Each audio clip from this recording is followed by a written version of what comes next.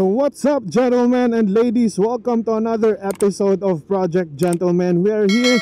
We love to talk about the things that help us win in life. And today, I'm so excited. I'm personally very interested in our topic today because itong limang to, grabe, pinagpipilian talaga natin sila. They were all part of our buying a motorcycle journey. So today, just again wanna give my insights, my personal opinion, yung mga nalalaman natin about the 5 of these bikes. In case you have ideas, in case you have knowledge as well, comment them down below because yun nga yung purpose ng community natin, makipagtalas-tasan, to share each other's knowledge, and at the end of the day, we will help each other to win in life. So this is just gonna be a little bit of a story time.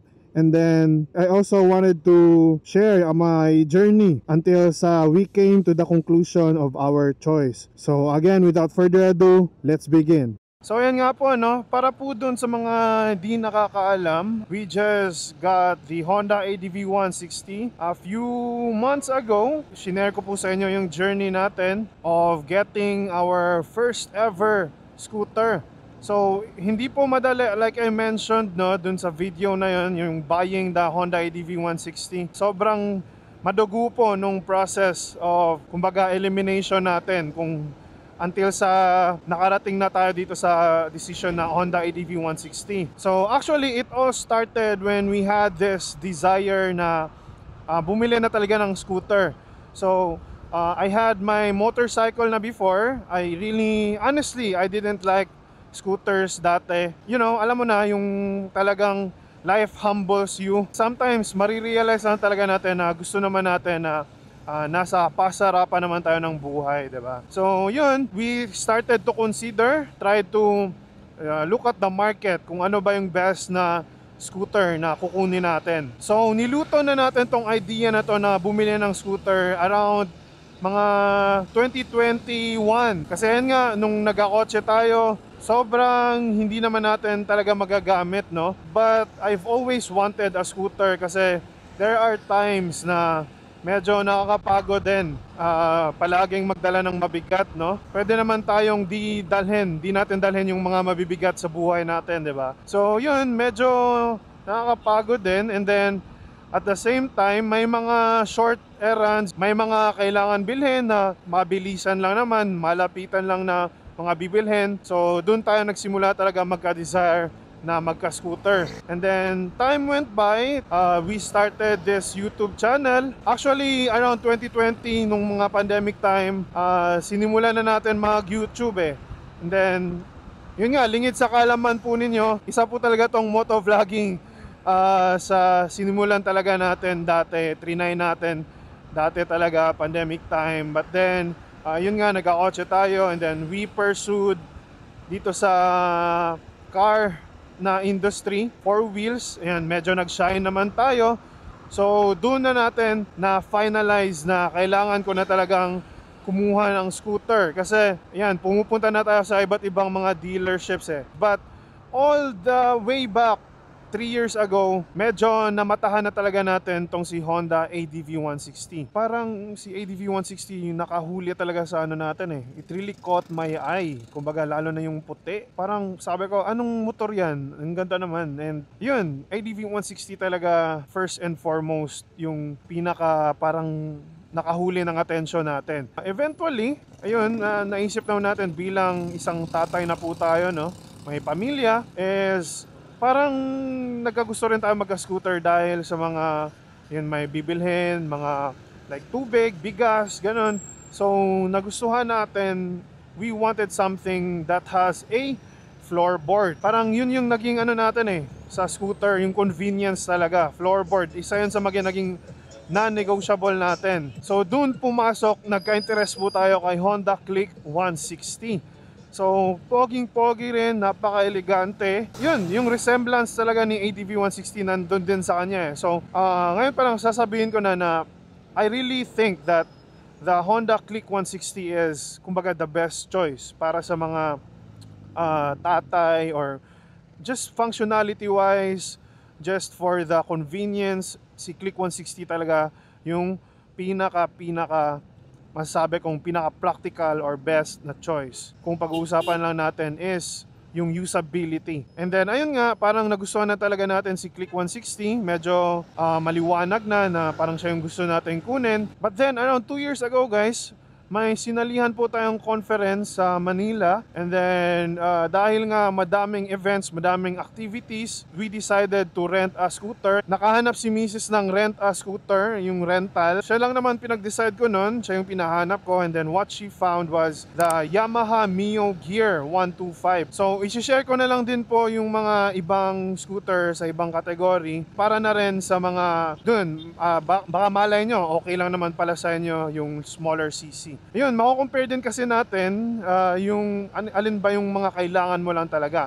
So when I experienced the Yamaha Mio Gear 125, honestly, sobrang nagandahan ako guys. I was really impressed, satisfied, yung mga functionality, yung mga features niya rin, yung utility niya, compartment. I found it really a very very good na 125cc scooter. Magaan pa. So it gets the job done, no? So para sa akin, parang okay to ayos tong Mio Gear. And then, yun nga, bilang Yamaha owner na tayo with my SZ before, parang sa akin, nagagandahan talaga ako sa arangkada ng mga Yamaha or yung engine or yung feeling ng mga Yamaha. So, ayun nga, moving forward, I also really like the Yamaha Mio Gear. Kinonsider na natin, tingin-tingin. So, Mio Gear Black 125, yun, kinonsider natin yun. Sobrang okay naman. But then, last year naman, may sinalihan na naman tayong conference. And then, yun nga, another set of activities. So, there was the need again for a scooter na, kumbaga, kailangan natin maglibot-libot, mamasyal, 'di ba? Maraming pupuntahan. So, nagrent na naman kami. And then, this time, yung narent naman ni Mrs. is si Honda Click 125 naman. So that was also a very very good scooter. Was honestly impressed by the power ni Honda Click 125. Masabi ko, kaya niyang makipagsabayan sa mga 150, 160cc na mga bike. I can honestly tell you that. So, arangkada, yung torque, yung power niya, kayang-kaya talagang pangharaba si Click 125. So kung pang daily, ayos na ayos si Click 125. But honestly lang talaga, medyo dun ko na realize na naiingayan pala talaga ako sa makina ng mga Honda na scooters. And this is just my honest opinion lang talaga. It's a preference thing din kasi pag daily mo yon, 'di ba? Tas yun yung naririnig mo palagi. Tas traffic pa. So sa akin, medyo malaking turn off yun sa akin. Honestly lang. So dun pumasok si Yamaha Aerox. Kasi may kaibigan na rin naman ako na naka Yamaha Aerox. And then pina-testing niya ako, pina-drive niya sa akin yung Aerox niya. Yan, shout out kay my brother Hermel Ocarol, Yamaha Aerox owner. For those who are interested to know more about Aerox, yan, that's the channel to go. Yan, pinag-try niya sa akin. So first, impression, nagandahan ako. I was really impressed with the feeling ng Yamaha Aerox pagka dinadrive natin. And then, andun din naman yung forma, more of that later on kay Yamaha Aerox. So, medyo nagustuhan na natin si Aerox, no? But then, naalala ko, if we can rewind a little bit lang din pala guys, pinatry din pala ako ng isa ko pang kaibigan. Yun, si Jewis, yung kaibigan ko, pinatry niya po ako ng ADV 160. We kinda exchanged bike going somewhere. Then naalala ko doon na nung unang try ko kay ADV 160 scooter, parang to be honest, I was a little bit underwhelmed. Hindi ako masyadong na-impress nung na-test drive ko si ADV 160. Bakit? In terms po sa pagpiga, sa pag-throttle, yung feeling nung throttle natin kay ADV 160, parang I found it na parang magaralgal. So, hindi ko masyadong nagustuhan yung garalgal ng feeling ni Honda ADV 160. So, dun medyo na-solidify once again yung parang choice natin kay Yamaha Aerox. Kasi when I considered the ADV 160 test drive and then na-test drive ko din si Aerox, parang mas gusto ko yung kay Yamaha na pagkaka-fine tune nila sa makina nila eh. So yun, medyo bumigat sa atin, sa puso natin si Aerox. Kasi yun nga, yung feeling, big deal sa akin yun eh, yung feeling guys eh, with the connection natin sa motor and yung tunog ng makina din. Para sa akin, medyo mas natatahimikan ako kay Aerox eh. So yun, it boiled down talaga kay Aerox tsaka ADV 160 talaga, yung puti. So, wanted the white colorway of both bikes. But again, because gusto na natin ng comfort this time, because of that factor of very big consideration na if I'm gonna buy a scooter para sa business or work purposes, diba? Yun lang naman yung goal talaga natin para makapunta tayo sa mga lugar so that we can do what we need to do. So comfort. So speaking of comfort, yun, I think nasa top din talaga si Yamaha NMAX. Doon natin na-consider din tignan kung okay ba si Yamaha NMAX. Yun, we tried to test or parang upo-upo, ganun. So that was the version 2. I actually really like the color black version 2. May pagka-bulky, may pagka-macho din. And then nagustuhan ko rin yung feeling niya, yung comfort niya. Okay naman. And then as we all know, nilabas nga ni Yamaha no, yung pinaka-latest version niya as of the making of this video, si version 3 or yung tinatawag nilang NMAX Turbo sa ibang bansa. So ang nagustuhan ko naman doon guys is yung kanyang instrument panel. So if I'm gonna buy the NMAX, so I think I'll be going for yung Tech Max na kasi I'm also someone, for those of you who know me already, I'm also someone who really likes features. Medyo big deal sa atin yung features na yan. So honestly, I really like the TFT display ni Yamaha NMAX version 3.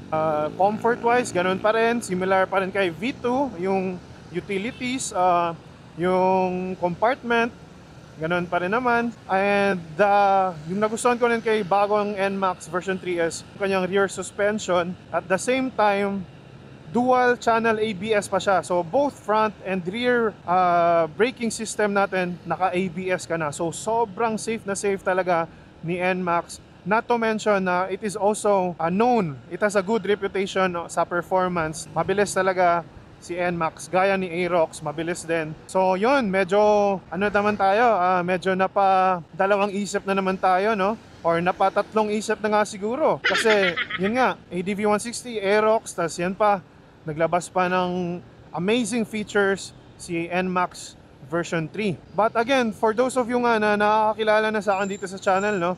Big deal talaga sa akin yung yung looks tsaka yung dating ng motor aside sa features. Because of that, version 2, mas nagustuhan ko yung looks ni version 2. If ever I'm gonna buy an NMAX and then di natin masyadong trip yung bagong design ni version 3, medyo mas pa siya, medyo mas manipis yung body frame niya, na mas preferred ko yung bulkiness ni version 2 NMAX. So yun, but then nilabas naman ni Honda si PCX 160 sa ibang bansa. Kumbaga natunugan natin. By the time you're seeing this, probably nailabas na yung bagong version ni PCX 160 dito sa Pilipinas. So, yun guys, grabe. Sobrang na-impress din ako sa PCX 160 na new version. So, si PCX 160 kasi guys, to be honest lang, sa kanilang lahat, yun yung pinaka least na na-consider ko talaga dati. Hindi ko masyadong natripan yung overall na yung looks ni PCX, yung form factor niya. But because of the new version na nilabas ni Honda, parang medyo na-sway tayo guys eh. Yung bagong handlebar niya, bagong TFT screen display with road sync pa yan ha. So for those na hindi nakakalam kung ano yung road sync, yun yung parang controls dito sa navigation or music, all with the convenience dun sa instrument panel display mo. So medyo nagustuhan ko rin yun guys, especially yung black. So yun, medyo napaisip din talaga tayo kay PCX 160. Features, comfort, nandun din eh. Though honestly, may mga bakas pa rin na naalala ko yung form factor talaga ng mga lumang version ni PCX. Nandun pa rin yung mga angles niya, na may mga angle lang talaga siya na parang yun lang talaga, yung alam naman natin na hindi para sa lahat yung design ni PCX 160. So yun lang, but okay din naman, na-consider ko rin siya bilang isang urban, a very great urban scooter. City naman din yung ano natin, yung trip natin, yung paggagamitan natin sa scooter. So medyo bumigat din si PCX sa puso natin. Nakuha natin si Glacier around February. I mean March pala. And kasi around last year 2024, medyo nag-ano na tayo nagko-consider na tayo ng mga motor So by the start of the year nga, actually akala ko makakakuha na ako ng motor. So waited a lot of months pa actually before talaga natin na-secure and nakuha itong si ADV 160. So ayun, during those times, early of 2025, medyo hindi pa kasi sure kung kailan lalabas yung bagong version ni PCX 160. So yun lang, aside doon sa matagal pa, kailangan na natin, medyo hindi ko na mahintay hindi ko na mahintay talaga guys, kasi I really wanted to see sana in person. But then, yan, kailangan na natin talaga ng scooter para maka-move forward na tayo dun sa mga plano natin. Overall, if I think dumating na si PCX 160 and then hindi ko nahintay, hindi ko pa nakuha si ADV 160, siguro I'll consider it really hard, honestly, si PCX, because of the comfort. And then yun nga, may bagong ano na rin siya, suspension, no? Which is really great. So tumatapat na rin siya kay ADV 160. So ayun, let's go back dun sa two best options natin, or top two options natin went down to ADV 160 tsaka si Yamaha Aerox. So alin ba talaga dito? Yun yung pinaka pinaka nagpasakit ng ulo natin ADV 160 versus Yamaha Aerox. Yun talaga yung pinaka battle para sa atin It's a battle between mind, kung ano yung sinasabi ng isip natin versus kung ano yung sinasabi or ano yung laman ng puso natin. My mind tells me that ADV 160 is the one that I should get. If practicality and functionality, gagamitin lang talaga natin yung critical thinking natin. Ano ba yung mas sulit? Na kay ADV 160 talaga lahat Comfort, suspension, looks, nandun. Ako pa naman ako po yung tipo na ayokong bumagal pag may lubak. Gusto ko daanan lang Gusto ko dinadaanan lang yung mga rough road condition Driving style po natin, medyo maswak talaga si ADV 160. But my heart really tells me, guys, I really want the Yamaha Aerox. To be honest, until now guys, mas hinahanap-hanap pa rin natin talaga. Sobra. Pagka nakakita talaga ako ng Aerox na white, grabe. Talagang pumipintig talaga yung puso natin So yun lang talaga. Hindi naman siya in terms of comfort, hindi naman terrible. Mas comfortable lang talaga si ADV. Kaya niya, nakakaano tayo dito sa paa natin, na itataas natin yung paa natin ng ganito. Ayan, wide handlebars din ni ADV 160. Doon lang talaga mas pinili natin i-priority. For me, 150, 160, I believe all of these bikes can really provide in terms of power and torque. Again, wag tayong wag natin gawing racetrack yung daan. Just what you need lang talaga, yung hindi ka mabibitin sa mga uphill. Yun, medyo high speed din, kayang makipag high speed naman, kasi pangit naman kung medyo mabagal din. Doon na lang magkakatalo sa comfort and preference. And as well as functionality, kung ano yung mga pinakakailangan mo talaga. Lahat na to meron na ring power socket, which is isa rin yun sa mga pinaka deal breaker or non-negotiable power socket. Kailangan meron siya. So in conclusion, yun yung point lang talaga nitong video na to guys, is to tell you that it's a matter of overall considerations, specs, features, power, driving style, driving habit mo, driving preference. Gusto mo ba ng pangharabas o gusto mo ng pang chill? Kasi kung usapang harabas, kaya rin naman itong makipagharabasan ni ADV 160 in my case, in my usage. But yun nga, functionality wise, comfort, relax. I've been driving this thing for hours. I could drive this bike all day and then still be relaxed pagka uwi ko. Overall, si ADV 160 is the one who was able to meet all of the things that I need and just really check all the boxes para sa akin. Kayo ba guys? Ano ba yung para sa inyo so far dun sa na-share natin na mga factors?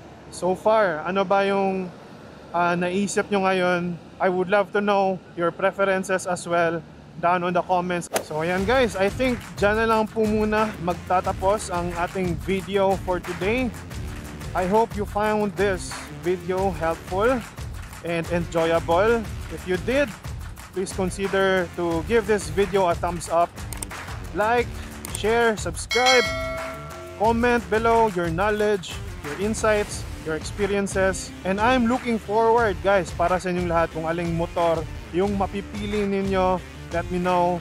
I would really be glad for you. So this has been Ronnie with Project Gentleman, reminding you that those who seek God first are the ones who truly win in life. Because if you seek God first, all of the things that you need will be added unto you. So thank you so much for watching. I can't wait to see you in the next video. Peace! Yes, go! Thank you, Lord!